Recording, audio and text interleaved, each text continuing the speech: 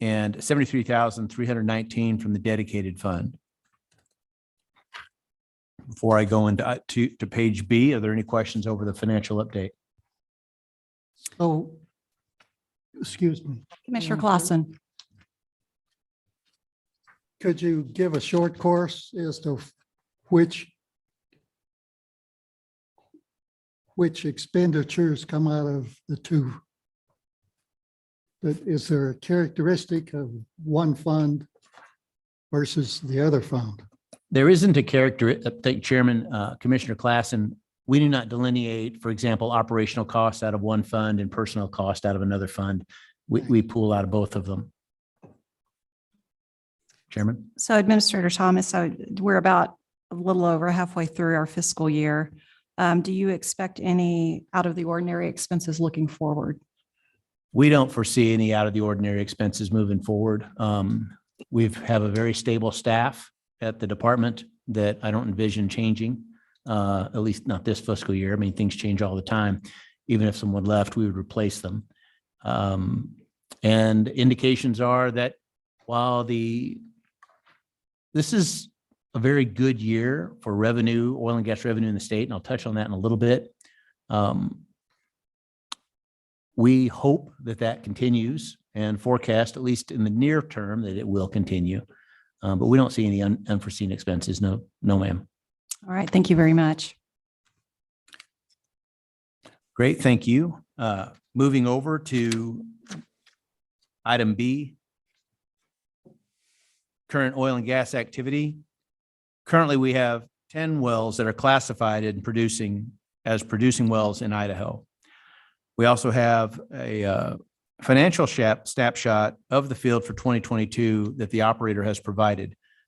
He gave this to me late Friday, and I don't have it typed into the minutes, or pardon me, typed into this, into my general briefing, but I do want to touch on some of the highlights so far from calendar year 2022 that Snake River is seen as our operator in Payette County. Since Snake River took over the operations and brought the field back online in early of 21, they've paid approximately $8 million in royalties.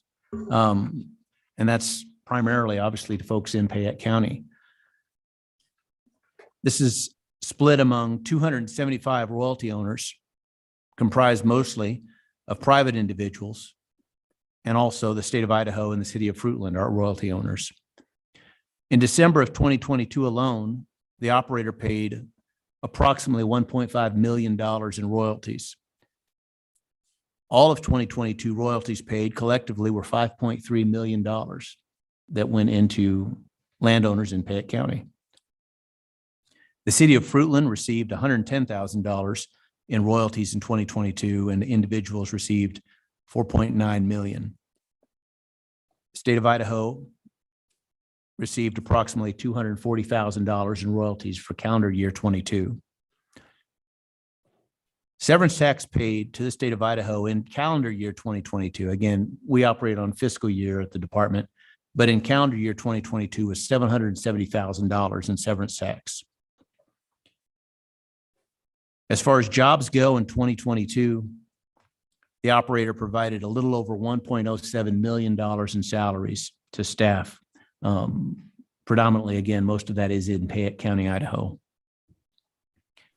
Now I think those are great numbers. We would love to see these numbers, continue. We'll see how eager the operator is to continue to provide them if something goes a little bit awry, but it really says a lot about what the operator, frankly, and what the industry has been able to do in the past 2 years versus where we were, honestly, as an industry in late 2020. So there's a little bit of field update that I wanted to give you all. Great. Any questions? Yes, I have a question. Can we get a breakdown or a summary of those numbers? I probably can, Chairman, Commissioner Reby, if you tell us exactly what information you're looking for. I think that would be helpful information Sure for thing. people in Payette County to know. Madam Chair, Commissioner Clausen. how about just sending a copy of what you have? We'll do that. I planned on including it in my secretary update, which comes out, well, not until March, but I'll send out a special, little kind of blast to all of y'all and make sure you have this data. Thank you. All right. That would be great. Thank you. So if I understand, the operator received 7 times what they gave out is royalty, roughly. Roughly, you would assume a 1/8 royalty. Yes. Yeah. So that's a big chunk. It'll help them pay for the processing plant. And they're finally making a little money. Thank you. Chairman, members of the commission, moving on to item 1C, status update, just a little bit to provide. The operator has indicated that they are working with the Environmental Protection Agency to develop a process and logistics to convert the well to an injection well. This first step is an agreement on the plan between the operator and the EPA to design and test injectivity of the formation. Once that's completed, the operator will commence this initial test. Timelines cannot be, I can only estimate what the timelines would be. I think the operator is hoping to have some sort of injectivity test either finalized or operational within the next 60 to 90 days. Again, working with the EPA, you just don't know, but they're endeavoring to get it fixed up. Second item regarding the Tracy Trust 3-2, that well has been inactive for some time. Probably, oh gosh, at least probably 6 or 7 years that it's been inactive. The Tracy Trust is on an individual bond, and we've been discussing well plugging. The best next step is for the department to send a notice of inactivity requiring the operator to plug. The operator's working well with us. We don't envision any sort of hangups there. We're drafting that documentation as currently. And those are the two, other than the financial snapshot I gave you, the two updates I have on well operations in the field. Great. Thank you. Any questions for Administrator Thomas? Yeah, Madam Chair, I've got a question for Secretary Thomas. On Yes, the Commissioner Hinchcliffe. Tracy Trust 3-2, I'm assuming you guys make the final inspection on that well once it's plugged? Your Chairman, Commissioner Hinchcliffe, you're correct. We do make that final inspection once it's plugged. Thank you. Madam Chair. Yes, Commissioner Miller. Yeah, Mick, just curious. So that Tracy Trust was in the Hamilton field, correct? If I'm reading the map correctly, or I think I'm reading it correctly. Is there any other activity that's proposed for the Hamilton field? Because that would have been the only well that's been shut in. I don't see any other activity in there, or do I? One of the wells Chairman, have been- Director Miller, you're correct. There's no more activity that we are aware of planned for the Hamilton field. There have been some historical wells in that field that did produce. They've been plugged and abandoned and are no longer tracked, at least in this report. I think the majority of interest right now is probably closer to the Idaho-Utah line up in the Harmon field. That's where a lot of the activity is happening currently. Idaho, Oregon line. Oh, pardon me. Yeah, thank you. Whoops. I didn't have the other map you were looking at, Mick. Excuse me. Thank you. Thank you, Commissioner. Thank you, Madam Chair. Any other questions for Administrator Thomas? All right, thank you. Next item on the agenda is the approval of minutes from our last meeting, November 15th. We did have a rather lengthy discussion about the injection well that Administrator Thomas just gave us an update on. So assuming everybody's had a chance to review these, do we have a motion to accept? Madam Chair, Yes, Commissioner Reby. I have a couple of changes. Oh, please go ahead. So I'll say first that I'm not used to seeing minutes for public meetings that are more of a transcript style. So I actually went through with my red pen and made changes expecting to change them, but I understand that that is the style of minutes that we typically use. Is that correct? Varies. Administrator Thomas, would you like to answer that? Chairman, Commissioner Reeby, thank you for that. The minutes are designed to be easily read, and we can deviate and often do deviate from a specific word for word transcript. It eliminates, frankly, all of my that kind of stuff, Exactly. right? Which is now going to be ironically in the next transcript, which is really, which is hilarious. Regarding any changes you have, if you have changes that you recommend, that's perfectly fine. You can provide those to our staff. We'll make those changes and then we can vote on the minutes at the next meeting. Okay, if that's okay with you. That's fine. And I would prefer to do that myself, Okay, if that's okay with everybody else. I did talk to James Thumb, and he said that he thought that we were required to write pretty much verbatim from the recording what was said. well, I'll tell you, it is important to be as factual as possible. Not to get too far into the weeds on this, but for example, when I was reading the minutes from the last meeting, I read parts of it and I realized, oh, wait, this is what I meant to say, but it wasn't what I said.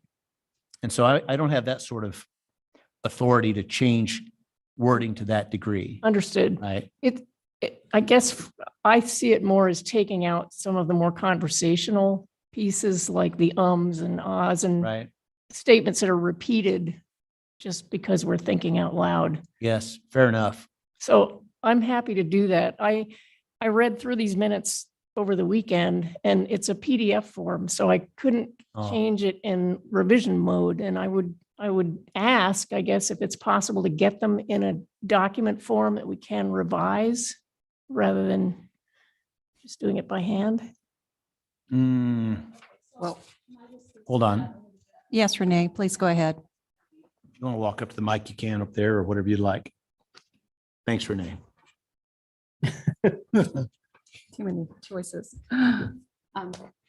So Chairman and Commissioners, typically we summarize the meeting for the minutes. However, there are times when the discussion is so lengthy, it takes more time on our part to do the summary. And that is why occasionally you'll see them in more that verbatim, not a verbatim, but more of a verbatim. Even so, we do try to eliminate all of the extra repetitive thoughts. And certainly if you're saying so, that is typically something we try to do. So if we didn't this time, I apologize, but yeah. That's fine. I'm not criticizing, I'm not complaining.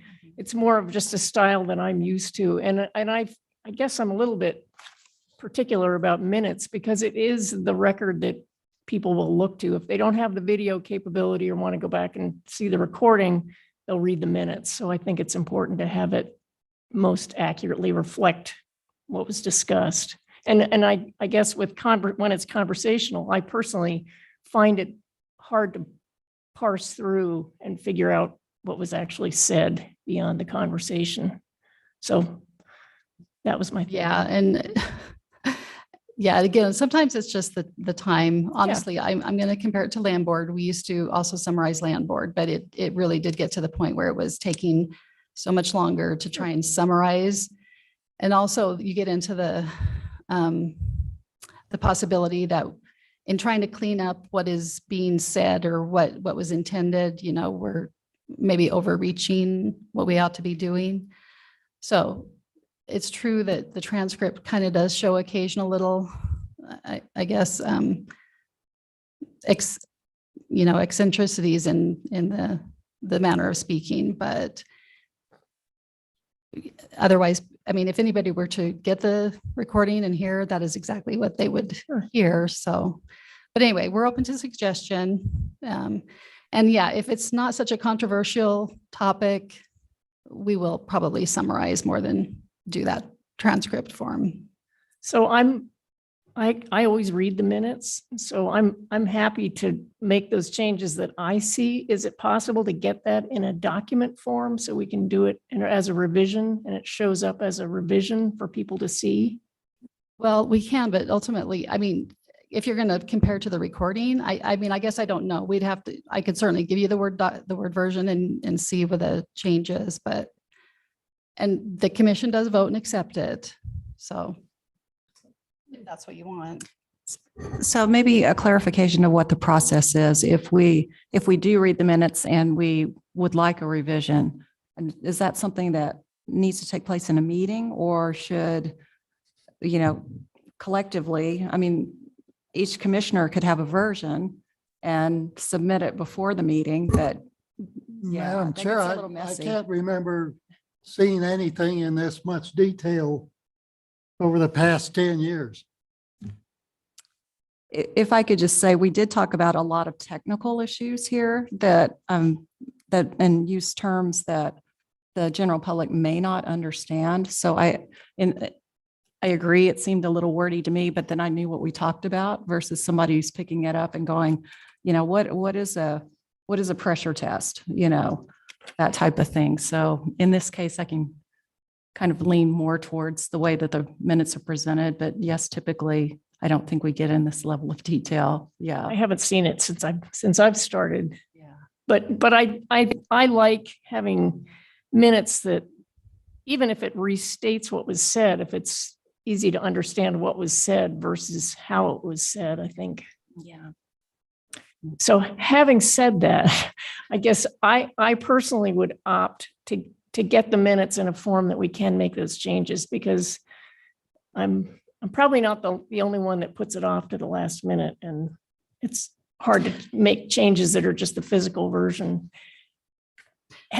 Also, there were two very minor, because I don't know how the rest of the commission feels about these minutes. There were two very minor changes that I think do need to be fixed in this version.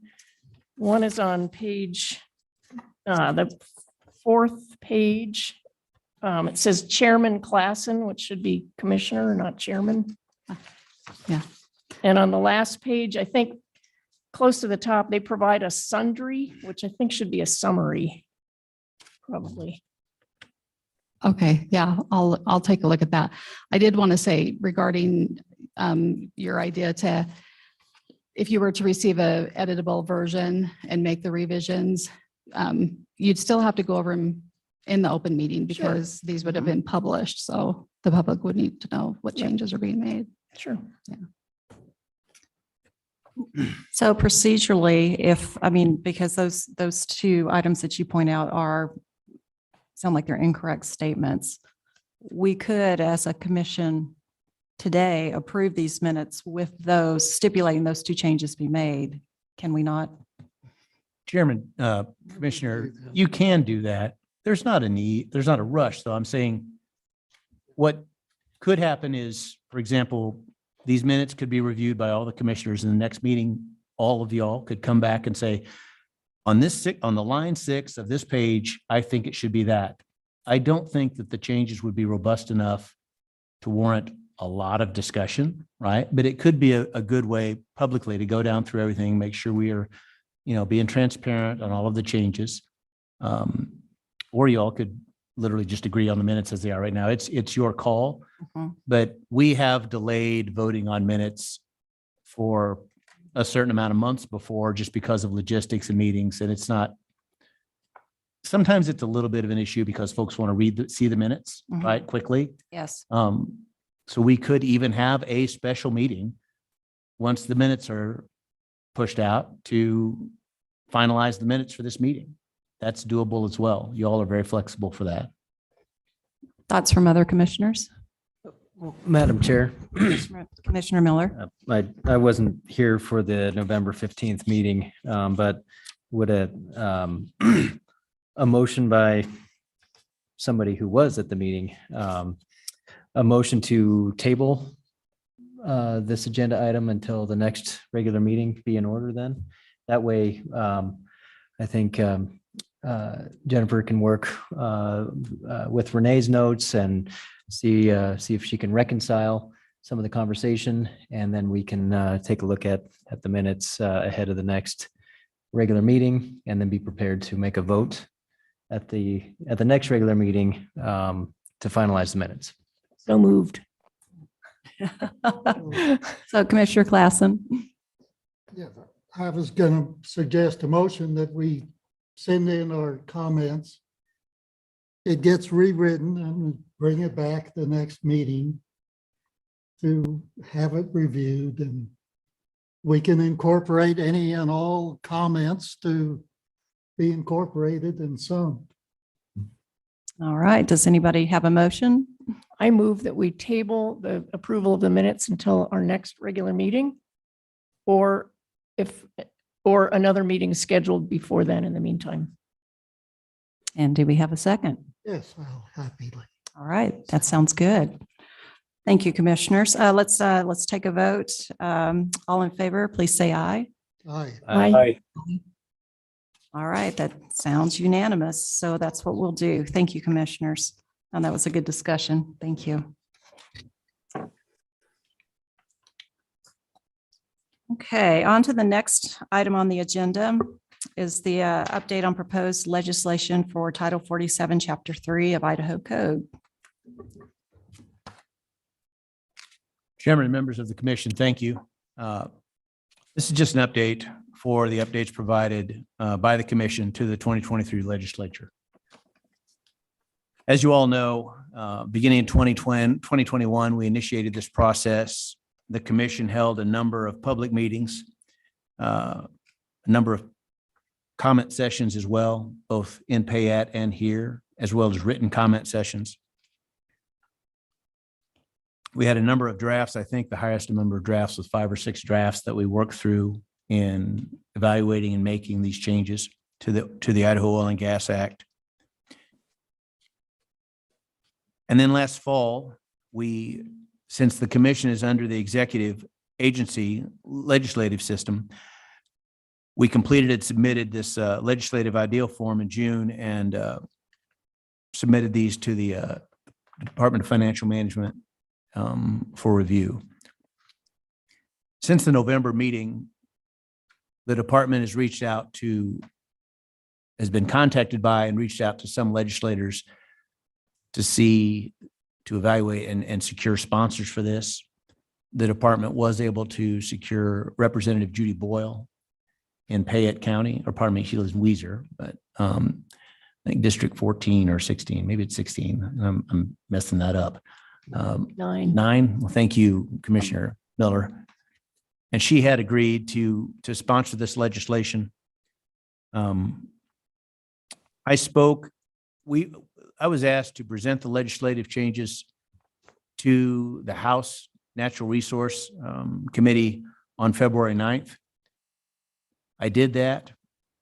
There were no questions at that time from the committee, no objections, and the chair made a motion to introduce the bill.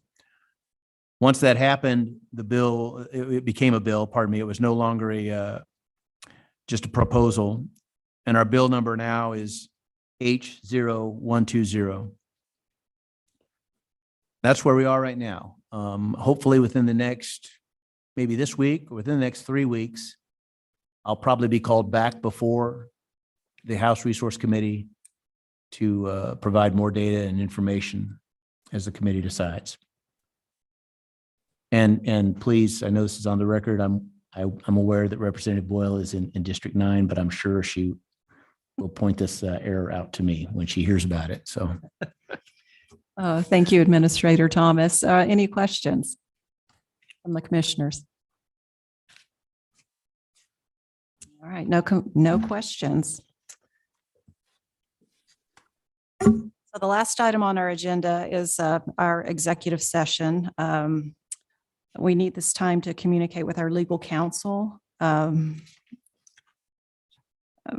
because we are undergoing pending litigation.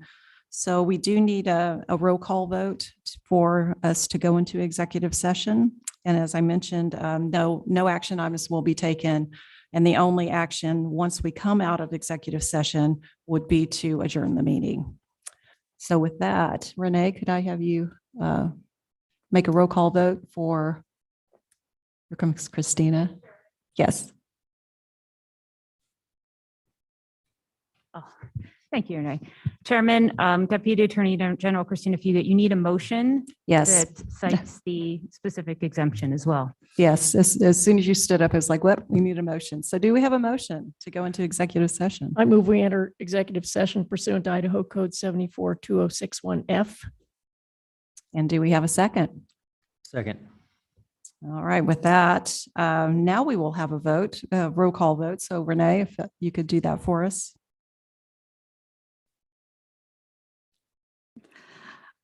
Vice Chairman Hinchcliffe, Yes. Commissioner Klassen, Yes. Commissioner Miller, Yes. Commissioner Reeby, Yes. Chairman Coppersmith. Yes. And with that, we will go into executive session.